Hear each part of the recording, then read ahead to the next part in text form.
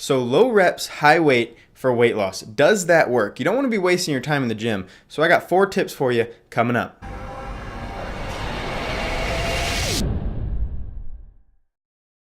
What is up, For Faith family? Thank you for tuning into this video. On this channel, we talk about weight loss and fat loss, and that is it. So if you're new around here, consider subscribing, because my goal is to get you out of that cycle of diet after diet after diet and the struggle of weight loss, that negativity associated with it, to help you finally reach your goals. So low weight and high reps, does that work for fat loss? Does that work for your weight loss? And the answer is no. If you have to choose yes or no, the answer would be no.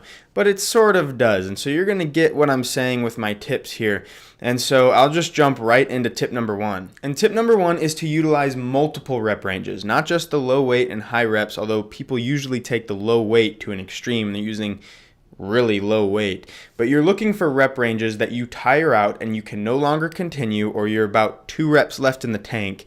You're looking for rep ranges from up to 15, maybe even up to 20, to as low as about 5 to 8. Now, your experience and some things I'm going to tell you in these tips is going to dictate where you're at.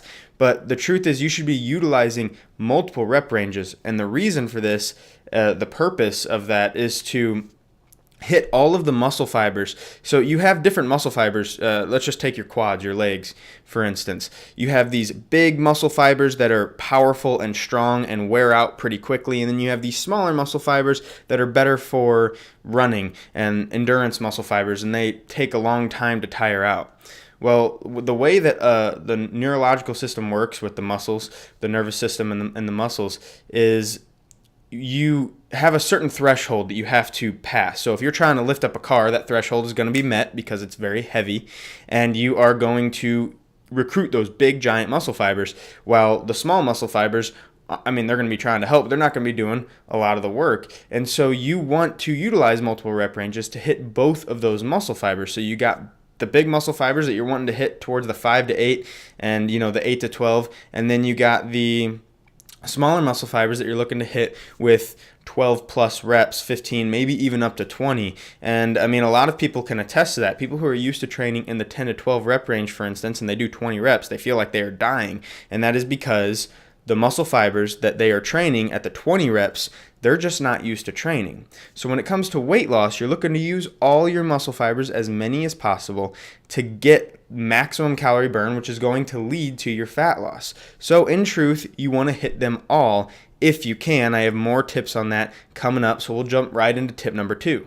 So tip number 2 is that beginners should start with higher rep ranges, and that is not for the purpose of optimal fat loss. That is for the purpose of keeping you safe. If you are new to working out and you're trying to do a Romanian deadlift and you're using something that's going to tire you out around 8 reps, well, you're probably doing the Romanian deadlift wrong if it's the first time you've ever done it, and that is highly likely to lead to your back, something happening to your back. And so you want to make sure to keep safe and practice with higher reps. It also naturally happens because you're doing more reps and getting more practice. So if you do 15 reps per set, you're going to end up doing 45 reps for 3 sets, whereas if you're only doing 10 reps a set, you're going to only do 30 reps per set. So you get 15 extra practice reps.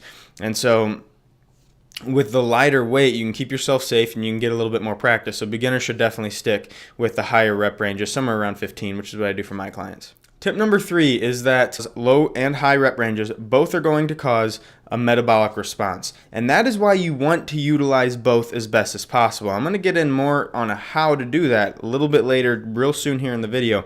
But you want to utilize both as best as possible because they're both going to cause a metabolic response. At the same time, that also means that you shouldn't stress out about it, because both are going to work. And so it's really just comes up to personal preference. Now, you can do better by utilizing both, but both are going to work. Now, what is a metabolic response? If you don't already know, a metabolic response is where your body is on, think of it like your body's on high alert. It's burning a lot of calories after you leave the gym, which is where you lose the weight. That's where the majority of calories are burned. Going into the gym, you're only going to burn 150, 200 calories. Even with a really hard workout, you're only going to burn 300 calories, and everyone knows how fast you can eat 300 calories. The exercise itself doesn't actually do much for your weight loss. It's that metabolic response after. And both of these, high reps and low reps, are going to cause metabolic response. You're going to get the best if you do both, which we'll get in that in a second. So studies show that most of the time, and this is tip number 4, studies show that most of the time you should be around 8 to 12 reps for fat loss or for muscle building, which really muscle building leads to fat loss, the healing of that muscle. And so you should be 8 to 12 reps most of the time. You want to go a little bit lower every once in a while, maybe 10% of the time, 20% of the time, and you want to go a little bit higher every once in a while, 10 to 20% of the time as well. What that equates to is there's lots of different ways on how to actually do this, and this is the practical portion of the video. How can you add this to your routine? First, if you're new, consider waiting a little bit to actually do this varied rep ranges. But if you feel a little bit more experienced, you feel comfortable, and you feel safe with your weights, then what you should be doing is looking at possibly doing inside the actual workout variation. What that means is the first set you might do 8 to 12, the second set you might do 8 to 12, and the third set you're doing something high for 15 to 20. And then on your next exercise of the same muscle group, you're doing 8 to 12, 8 to 12, and then something along the lines of 8 reps on the third set of a different exercise. So let's say you're doing a dumbbell bench press, you do 12 reps, 10 reps, and then you really lighten the weight and you go for 18 reps. And then on the dumbbell fly that you're doing after that, you're going to go for 10 reps, 12 reps, and then you're going to go for 6 reps on the dumbbell fly. That'd probably be a bad idea on the dumbbell fly, tearing out the shoulder. But that was just a quick example of a different exercise. You're now utilizing a heavier weight. I don't know where it came from that someone thinks that you have to stick to the same weight in order for it to be, or the same rep range in order for it to be effective. You can vary that up completely. It's annoying because you have to change the weights, maybe if you're putting plates on a bench press or something like that, but it'll work, and it'll work really, really well. You're going to be hitting all of those muscle fibers in a single workout, which is really going to help. The other way to do it, if you're not feeling like stressing over this, you're like, I don't want to adjust my workout like this every single time, and every single time I'm going in there do these varied rep ranges. This is what I do because I just don't want to worry about it. And I promise, it's just as effective. Just don't stress over it. What I do is I'll just do my 8 to 12 for, 6 weeks, and then the next 3 weeks, I'll just do a little bit higher reps, and then, it might be as low as 2 weeks. I just do the exact same program, or I vary it up a little bit, and I just add a bunch of reps to it. And then a week after that, I'll be doing some really high reps high weight and low reps just for 1 week.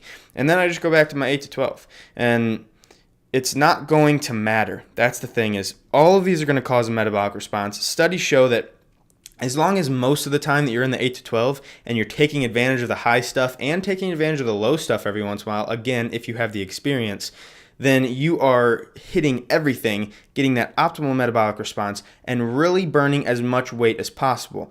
With that said, if all you do is stick to 8 to 12, you're still going to lose weight. It just won't be as fast, but it's not going to be that big of a difference. So again, with my philosophy being what it is, and if you've watched my videos, you know this, simplify it. Keep it simple. Maybe consider just sticking to 12 to 15 reps for a while. It's going to work.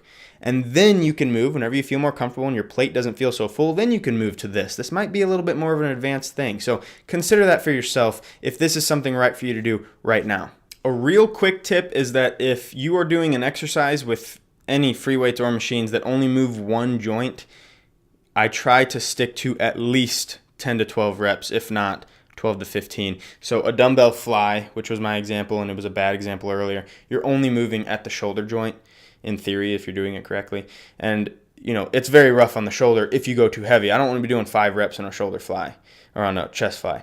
And then so for like the leg extension machine, where you're literally the only joint that's moving is your knee, I'm not going to do 5 reps on that. Is it going to work? Can I do it? Sure. It kind of eventually is going to start hurting the knee. Same thing for a leg curl. So anything that only moves, an arm curl as well, anything that only moves at one joint and there isn't another joint moving in that, you might want to keep a little bit higher reps. Well, that is all for today's video, guys. If you like what you saw, please give me a thumbs up, subscribe, comment down below your questions, and share the video. I'd love to connect in all of those ways. If you're ready to start your online fitness journey, head to forfaithfitness.com to start your free 2-week trial. This is online personal training, so you can do it anywhere, anytime. It's extremely affordable. Exercise videos of each exercise, ways of keeping track, and I can fine tune your workouts at all times. You have a trainer in your pocket 7 days a week. And that is a powerful thing, to have that motivation, to have that person that can make tweaks on your stuff every single day if that is what is needed. We keep track of nutrition, so it's really cool. I can't explain everything. You just have to experience it